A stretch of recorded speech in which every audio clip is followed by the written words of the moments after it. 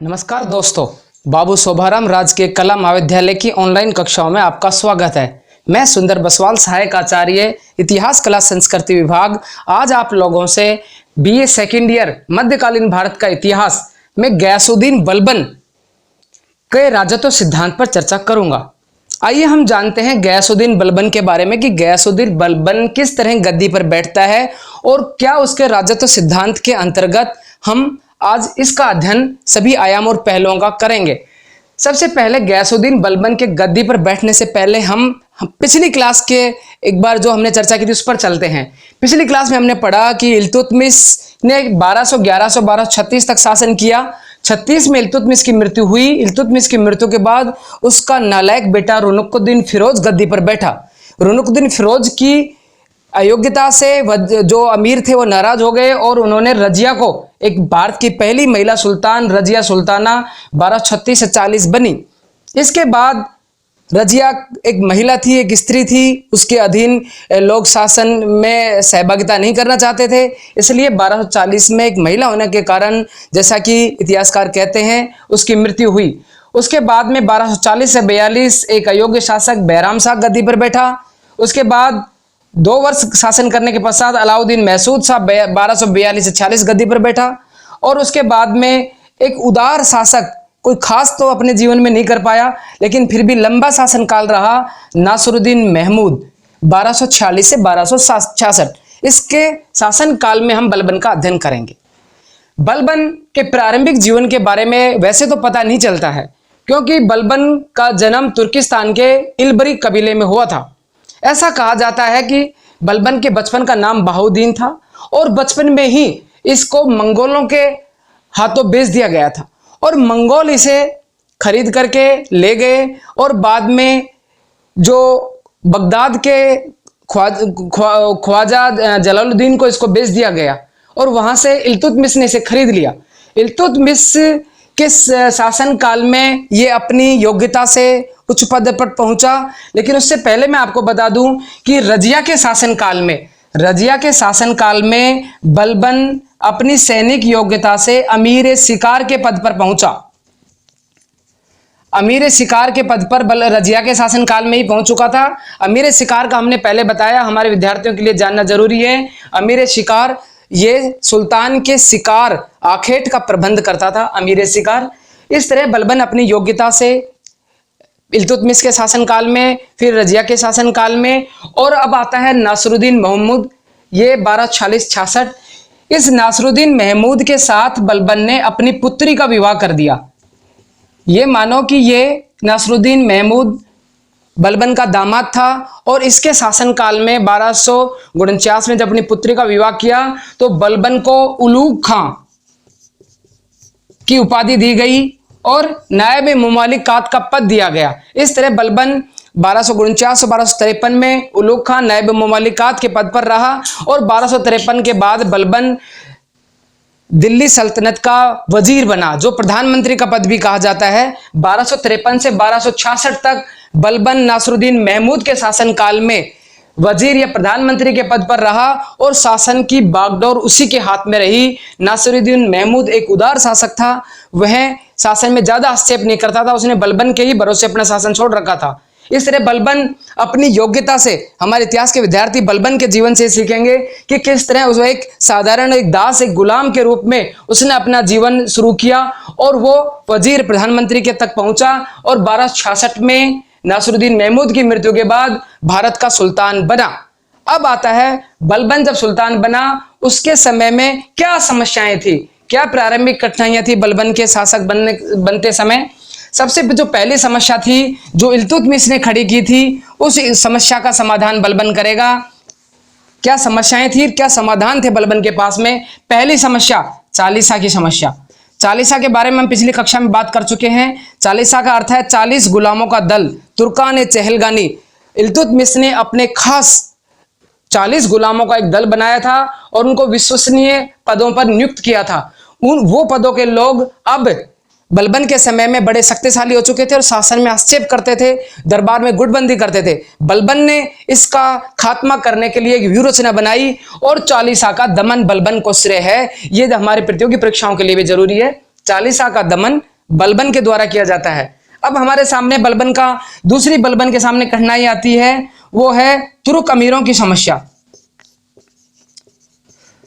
तुर्क अमीर जो थे वो इल्तुतमिश के बाद में रजिया तक, फिर अलाउद्दीन, मैसूद शाह, बहराम शाह तक, नासिर महमूद तक तो सल्तनत के वफादार रहे, लेकिन बलबन के गद्दी पे बैठने के बाद में तुर्क अमीर बलबन को पसंद नहीं करते थे, क्योंकि ये तुर्किस्तान के इलबरी जाति का था। तो ये तुर्क अमीर विद्रोह के फिराक में थे। बलबन ने इन तुर्क अमीरों का अपने एक गुप्तचर विभाग, बलबन का बड़ा श्रेय गुप्तचर विभाग को है, उसकी गुप्तचर व्यवस्था बड़ी सुदृढ़ थी। गुप्तचरों से पता लगाया और इन तुर्क अमीरों के जो विद्रोह करना चाहते थे इनका खात्मा किया। ये बलबन ने दूसरी समस्या का समाधान किया। बलबन की तीसरी समस्या राजपूत और मेवातियों का विद्रोह। बलबन राजपूत व मेवाती विद्रोह, जो अलवर के आसपास का क्षेत्र है, ये मेवात क्षेत्र कहलाता है। यहाँ पर जो मेवाती जो लोग थे वो विद्रोह करते थे और दिल्ली जो नजदीक है उसके ऊपर आक्रमण करने की फिराक में थे। और राजपूत शासक भी अब इल्तुतमिश के समय में कुछ पराजित हो गए थे, वो भी अपना संगठन बना करके दिल्ली सल्तनत के खिलाफ गठजोड़ कर रहे थे। इनके खिलाफ भी बलबन ने सख्ती से अपने उसका परिचय दिया और राजपूत और मेवाती विद्रोहों का दमन किया। नेक्स्ट समस्या बलबन की थी मंगोल आक्रमण। यह बड़ी समस्या थी मंगोल आक्रमण। हमने देखा कि ये इल्तुतमिश के समय से ही मंगोल आक्रमण की समस्या आ रही है। मंगोलिया चीन के आसपास की एक बौद्ध जाति थी, बौद्ध लोग थे ये लोग, और ये लूटमार करते थे और ये बलबन के समय में भी इनके प्रमुख आक्रमण होते थे। बलबन ने अपने पुत्र मोहम्मद खां, बलबन के दो पुत्र थे बुगरा और मोहम्मद खां, अपने पुत्र मोहम्मद खां को मंगोल आक्रमणों के लिए सीमा पर नियुक्त किया। मोहम्मद खां बड़ा ही योग्य पुत्र था। उसने सीमा के ऊपर पूरी तरह सुरक्षा चौकियां स्थापित की, गुप्तचर व्यवस्था स्थापित की और दुर्ग बना करके बलबन के पुत्र मोहम्मद खां ने मंगोलों से सुरक्षा की नीति अपनाई। और इसके समय में कोई बड़ा विद्रोह बलबन के समय में, वो एक पढ़ेंगे, उसके बाद में कोई बड़ा विद्रोह मंगोलों का नहीं हुआ। अगली समस्या बलबन की थी वो थी जो सबसे बड़ी समस्या जिस पर आज हम चर्चा करने जा रहे हैं, सुल्तान के पद और प्रतिष्ठा की। बलबन के समय में जब बलबन गद्दी पर बैठा उस समय सुल्तान के पद की प्रतिष्ठा बिल्कुल गिर चुकी थी, ताज की प्रतिष्ठा गिर चुकी थी। बलबन ने इसीलिए हम आज पढ़ेंगे राजत्व सिद्धांत।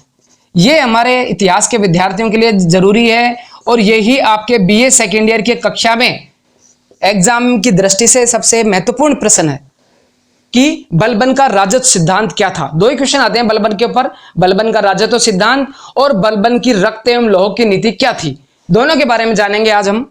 तो बलबन ने सुल्तान की पद और प्रतिष्ठा में वृद्धि के लिए क्या किया, ताज की प्रतिष्ठा में जो वृद्धि करेगा बलबन, उसने कुछ नियम बनाए, वो हमारे लिए महत्वपूर्ण है, उसके बारे में आज हम क्रम से जानेंगे। सुल्तान के पद प्रतिष्ठा की में वृद्धि करने के लिए सुल्तान सबसे पहले बलबन ने इसका अध्ययन किया और बलबन का जो पहला प्रयास था वो था अपने आप को अफरासियाब का पहला वर्णन शाहनामा नाम की पुस्तक है, जिसमें फिरदौसी ने लिखा है कि जो मोहम्मद साहब थे उसकी जो पुत्री थी उसके जो वंशज हैं वो अफरासियाब के वंशज अफरासियाब कहलाते हैं। तो बलबन ने भी अपने आप को उच्च कुल का साबित करने के लिए, बलबन के बारे में प्रारंभिक जीवन के बारे में जानकारी नहीं मिलती है, पता नहीं चलता है कि बलबन उच्च कुल का था या नहीं।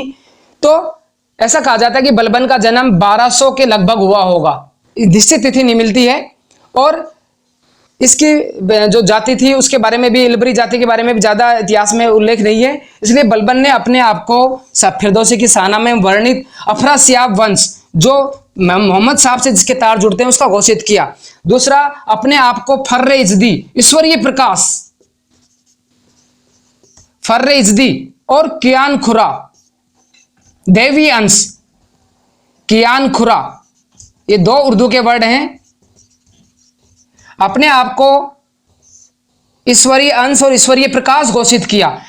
बलबन ने जो सत्ता थी, ताज था, उसकी गरिमा को स्थापित करने के लिए, उसकी प्रतिष्ठा को बनाने के लिए, उस सुल्तान के पद की गरिमा को बढ़ाने के लिए क्या किया, अपने आप को इस सत्ता को दैवीय सत्ता बताया कि जो सुल्तान होता है उसमें अल्लाह का अंश होता है, वो ईश्वर का अवतार होता है, वो पृथ्वी पर ईश्वर का रूप होता है। क्योंकि जनता जब तक उसको दैवीय नहीं मानेगी जनता उसका अंधभक्ति के रूप में पालन नहीं करेगी, मानेगी नहीं उसके नियमों को। इस तरह अपने आप को ये दो चीजें घोषित की, दैवीय घोषित किया, अपरापसीय वंश घोषित किया और दरबार के अंदर दो प्रथाएं लागू की उसने, सिजदा सजदा और पाइबोस।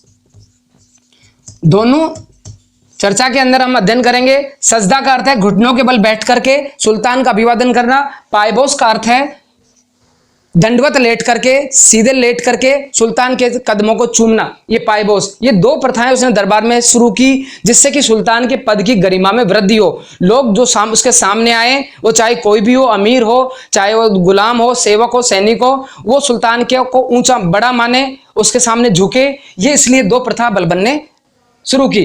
इसके बाद में बलबन ने सुल्तान के पद प्रतिष्ठा में वृद्धि करने के लिए रक्त एवं लोहो की नीति का सहारा लिया। रक्त एवं लोहो की नीति क्या है, हमारे विद्यार्थी आज जानेंगे। रक्त एवं लोहो की नीति से तात्पर्य है कि बलबन ने कठोरता से इसका पालन करवाया। सुल्तान के पद प्रतिष्ठा में वृद्धि के लिए बलबन ने रक्त एवं लोहो की नीति अपनाई। तलवार और के बल पर, और बड़ी कठोर न्याय व्यवस्था थी, कठोर दंड देता था वो। ये थी रक्त और लोह की नीति। उसकी बात न मानने पर कठोर दंड की व्यवस्था बलबन ने लागू की ताज की प्रतिष्ठा में वृद्धि करने के लिए। दूसरी बात, बलबन ने खुद भी अपने व्यक्तिगत आचरण में, हबीबुल्लाह कहता है कि बलबन ने अपने व्यक्तिगत आचरण में भी पहला ऐसा सुल्तान माना जाता है जिसने दरबार में हंसने पर रोक लगाई। या आप इतिहास के विद्यार्थी कई बार कंपटीशन में पूछे गए प्रश्न को देखोगे आप कि दरबार में हंसने पर रोक लगाने वाला शासक कौन था? बलबन। कि इसने दरबार में ऐसा अनुशासन स्थापित किया कि जिसको जो बलबन याद किया जाता है कि दरबार में कठोर अनुशासन, कोई हंसता नहीं था, बड़े गंभीरता से काम करता था। और व्यक्तिगत रूप से भी ऐसा कहा जाता है कि बलबन पूरे समय पूरे कपड़ों में रहता था। एक 1.5 मीटर का ऊंचा इसने अपना मुकुट बनवाया और बड़े राजसी वस्त्र पहनता था जो बड़ी दूर तक पीछे घूम, ऐसे आपने देखा होगा कि पीछे चलते रहते थे घसीटते हुए। और अपने पास में 4 नंगी तलवारें लिए, नंगे बदन, लंगोटी रख करके, और 4 हबसी अबिसिनिया से अफ्रीका के काले गुलाम मंगवाए जो तलवार लिए हुए बलबन के चारों तरफ खड़े रहते थे। जिस तरह के आज देखते हो आप लोग राजनेताओं के अगल बगल में जो Z+ सुरक्षा रहती है, इसी तरीके से बलबन भी ऐसी सुरक्षा के उसमें तलवार, चमकती तलवारों के बीच में रहता था जिससे कि उसका एक अलग से ही डेकोरम नजर आता था बलबन का। ये था बलबन का व्यक्तित्व है। बलबन खुद उसके एक गुलाम ने, दास ने, नौकर ने कहा कि मैंने कभी अपने जीवन में बलबन को कम कपड़ों में नहीं देखा। ऐसा कहते हैं कि बलबन सदैव पूरे कपड़ों में रहता था, सोता जब भी पूरे कपड़े पहनकर ही सोता था। तो इस तरह बलबन ने अपने व्यक्तिगत आचरण में भी और उस जीवन में कभी उसने निम्न कुल का अपने आप को वो ना ही। बलबन खुद कहता है कि मैं जब निम्न कुल के किसी व्यक्ति को देख लेता हूं तो मेरा खून खौल उठता है। वो उच्च लोगों से ही बात करना पसंद करता था और उनसे ही मिलता था। ऐसा बलबन का अपना व्यक्तित्व बनाया। और बलबन ने ताज की प्रतिष्ठा में वृद्धि करने के लिए, सुल्तान के पद की प्रतिष्ठा को बढ़ाने के लिए उसने एक सशक्त गुप्तचर व्यवस्था बनाई। वरीद मुमालिक इसका प्रधान होता था। ये गुप्तचर व्यवस्था बलबन के शासन का आधार रही। और नेक्स्ट, बलबन की न्याय व्यवस्था। बलबन की न्याय व्यवस्था भी बड़ी फेमस रही जिससे सुल्तान के पद और प्रतिष्ठा में वृद्धि हुई। कठोर दंड देता था। ऐसा कहा जाता है बलबन के बारे में कि एक बार बलबन के भतीजे ने एक नहाती हुई औरत के ऊपर पानी का बीड़ा फेंक दिया तो बलबन ने उसे मौत की सजा दे दी। इसी तरह बदायूं के एक अमीर मलिक बकबक ने एक विधवा स्त्री के पुत्र को मार दिया तो उसको 500 कोड़े लगाने की सजा दी। इसी तरह बलबन ने एक और अमीर को सरेआम कोड़ों से पिटवाया। तो बलबन की इतनी कठोर न्याय व्यवस्था थी कि वो हाथ के बदले हाथ वाली व्यवस्था थी। इसलिए बलबन के समय में कोई भी व्यक्ति विद्रोह करने से या उससे डरता था। इस देखिए बलबन के समय में 1279 में तुगरिल का विद्रोह बड़ा प्रसिद्ध है। तुगरिल बंगाल का शासक था और इस बंगाल के शासक ने बलबन से स्वतंत्र होकर के अपने आप को स्वतंत्र घोषित कर दिया, बंगाल को, तुगरिल ने। और तो बलबन ने इसके खिलाफ आक्रमण किया और ऐसा कहा जाता है कि दिल्ली से लेकर के बंगाल तक रास्ते में पांती टाकी गई। पांती कहते हैं कि दंड देने के लिए लकड़ी का ऐसा बड़ा होता था और उस पर लोगों के यहाँ कील घोंप करके लोगों को जिंदा लटका दिया बलबन ने, और ऐसी सजा दी लोगों को कि जिसको देख करके लोग सहम गए और बलबन के समय में दूसरा कोई विद्रोह नहीं हुआ। अब बलबन ने और क्या किया इसमें,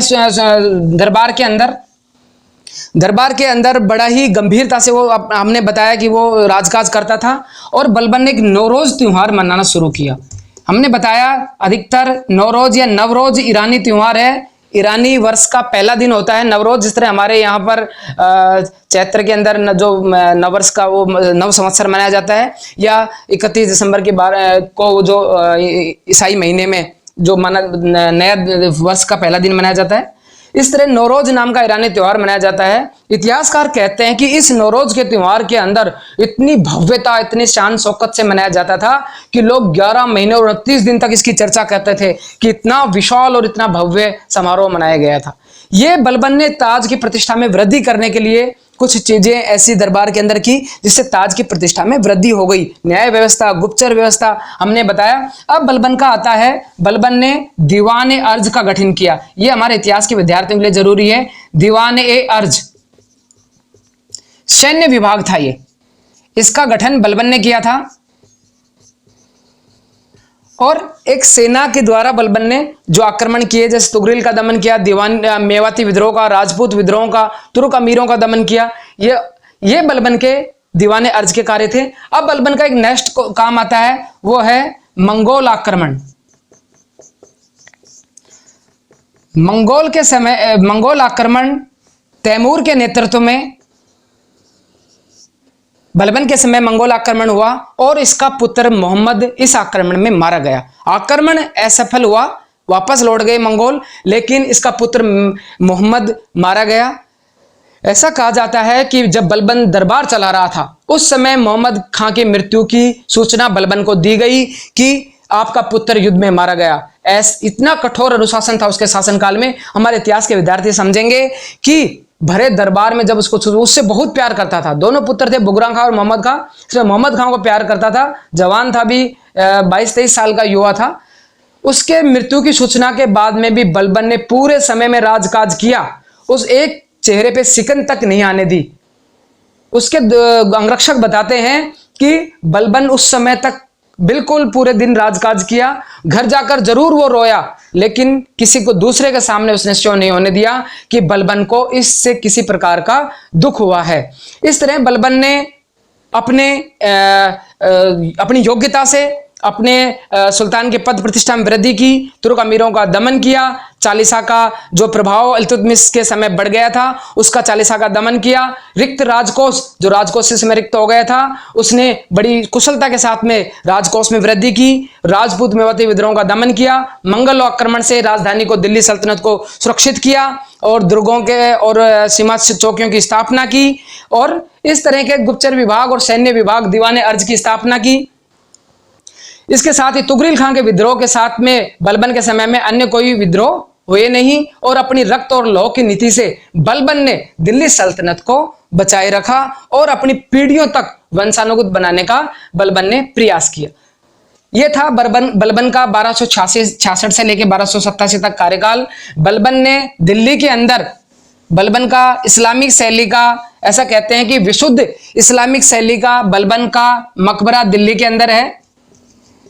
दिल्ली के अंदर बलबन का मकबरा विशुद्ध इस्लामिक शैली का है,